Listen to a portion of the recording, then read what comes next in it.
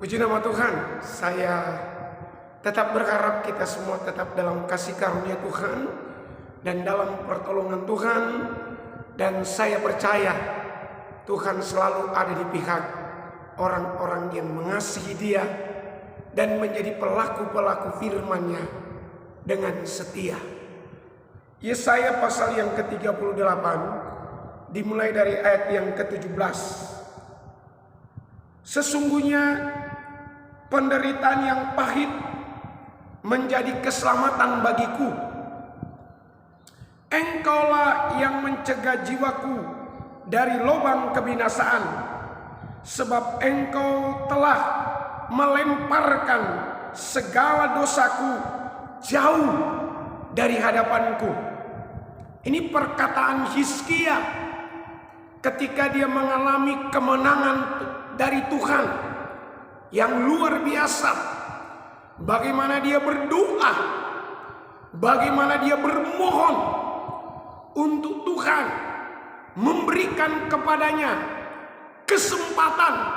Nah ini kesempatan, karena Hizkia tahu kesempatan adalah sesuatu yang menjadi berharga ketika benar-benar kita mempergunakan kesempatan itu di dalam Kristus, di dalam Tuhan.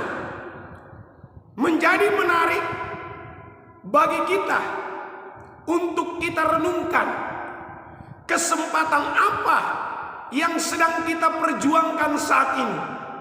Kesempatan apa yang sedang kita raih saat ini. Apakah kita hanya berfokus kepada prestasi? Apakah kita hanya berfokus kepada satu kedudukan, dari jenjang yang satu naik ke jenjang yang lebih lagi? Itu tidak salah. Tetapi dari firman Allah ini akan kita pelajari beberapa hal yang diungkapkan oleh penulis ini, oleh seorang pemimpin yang pernah ada di Yehuda. Namanya adalah Raja Hizkia. Ungkapan dari Hizkia adalah ungkapan yang tidak berlebih, ungkapan yang tidak melebih-lebihkan keadaan, karena dia mengalami sendiri betapa sulitnya, betapa sesaknya ketika ada di tengah-tengah penderitaan, ketika dia harus tahu ada vonis untuk dia, tidak ada kesempatan. Tetapi begitu dia sadar bahwa kesempatan itu harus dimaksimalkan, kembali dia berseru kepada Tuhan. Kembali dia meminta kemurahan dari Tuhan, meminta kesempatan yang Tuhan kiranya berkenan untuk dia dapatkan. Dan benar-benar kesempatan yang diberikan kepada Hizkia menjadi pelajaran penting bagi kita adalah dia memaksimalkan kesempatan itu.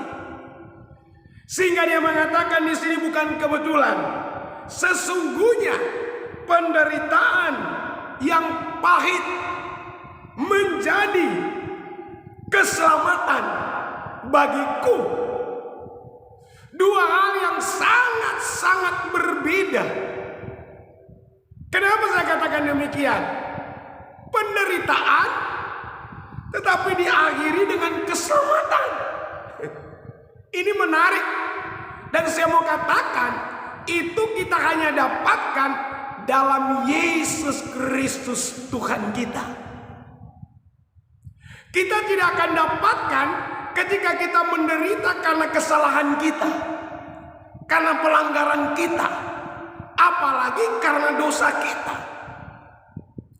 Tapi penderitaan yang dikatakan oleh Hizkia ini yang mengakibatkan keselamatan bagi dia adalah di mana dia menjadi salah satu pemimpin di Yehuda yang memimpin dalam takut akan Tuhan.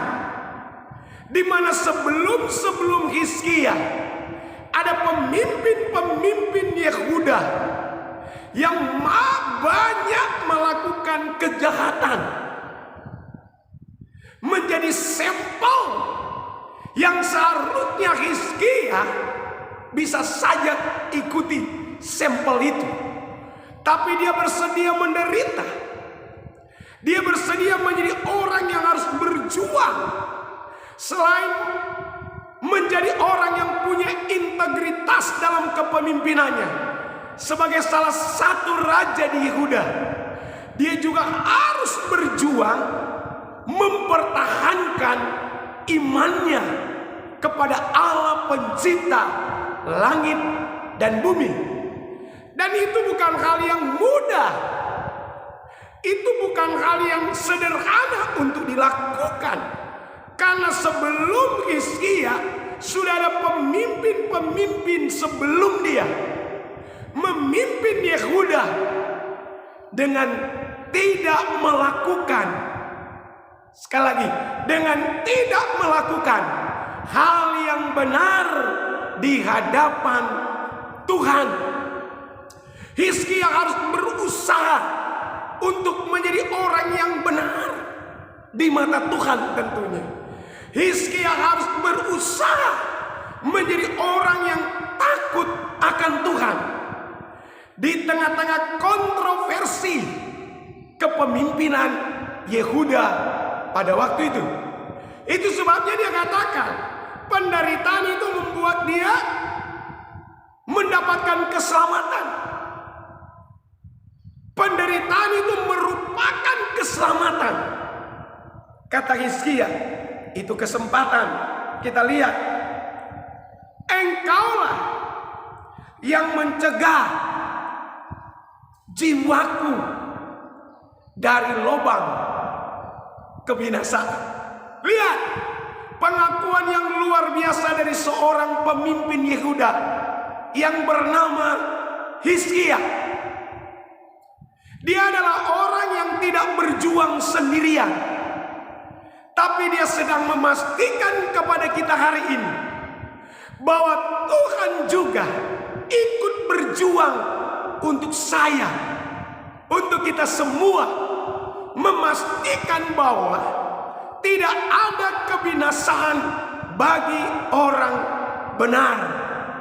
Saya ulang kembali, tidak ada kebinasaan bagi orang benar dalam konteks takut akan Tuhan dan menjauhi kejahatan. Ini pernyataan daripada Hizkia. Tuhanlah, engkaulah yang telah menjauhkan aku dari lubang kebinasaan. Pertama. Yang kedua dia katakan, sebab engkau telah melemparkan segala dosaku jauh dari hadapanmu. Hizkia sedang menekankan kepada saya, Hizkia sedang menekankan kepada kita yang mendengarkan firman ini adalah yang bisa, yang mampu satu-satunya mengampuni, melepaskan, melemparkan dosa saya, bukan karena perbuatan baik saya, bukan karena prestasi saya, bukan karena saya ada di latar belakang keluarga yang baik-baik menurut kacamata manusia. Tapi Hizkia berkata bahwa yang melepaskan dia, yang menjauhkan dosanya, yang melemparkan dosanya jauh di hadapannya adalah Tuhan itu sendiri. Ingat, keselamatan saya, keselamatan kita semua tidak ada yang lain selain di dalam Yesus Kristus. Tidak ada yang bisa berhak mengatakan bahwa kita adalah orang yang sudah diampuni selain Yesus Kristus. Karena begitu besar kasih Allah akan dunia ini, sehingga Ia telah menyerahkan anaknya yang tunggal, supaya, garis bawahi, siapa yang percaya kepada Yesus tidak akan binasa. Jadi garis bawahi, pengampunan itu adalah satu-satunya milik Yesus. Milik Yesus. Ingat itu. Jadi ketika kita berusaha menjadi baik, apalagi menjauhkan pelanggaran kita, menjauhkan dosa kita di luar Yesus, saya mau katakan, kita akan mendapatkan hasil yang jong, kosong. Karena apa? Pengampunan dosa itu kita hanya dapat melalui Yesus Kristus Tuhan, lewat karyanya di kayu salib. Iman kita akan bernilai, akan berharga, karena kebangkitannya dari antara orang mati. Haleluya. Ini dikatakan oleh Hizkia, sehingga dia katakan ada 2 poin penting untuk saya, untuk kita hari ini adalah, dia berkata kepada kita bahwa pengampunan itu kita hanya dapat di dalam Yesus Tuhan, di dalam Tuhan itu. Jadi mari para pendengar firman Tuhan hari ini, kita renungkan siapa kita. Tidak hanya kita syukuri bahwa kita sudah orang yang berprestasi, orang yang punya kedudukan yang tinggi di sebuah perusahaan, orang yang sudah dipercayakan melayani di penggembalaan, di mana kita digembalakan, menjadi anak yang baik di tengah-tengah keluarga. Tidak hanya itu fokus kita, tetapi fokus kita adalah benar-benar memaksimalkan kesempatan yang Tuhan beri untuk kita. Kita tidak tahu apa yang akan terjadi besok. Bahkan bisa jadi kita tidak akan tahu apa yang terjadi sesudah kita mendengarkan renungan firman Tuhan ini. Itu sebabnya mari pergunakan kesempatan demi kesempatan yang Tuhan beri kepada kita untuk tetap mengasihi Dia. Karena itulah orang-orang yang menghargai kesempatan yang Tuhan Yesus memberikan untuk kita. Tuhan Yesus memberkati kita.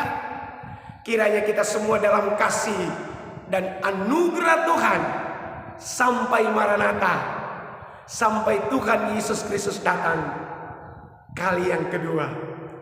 Puji nama Tuhan.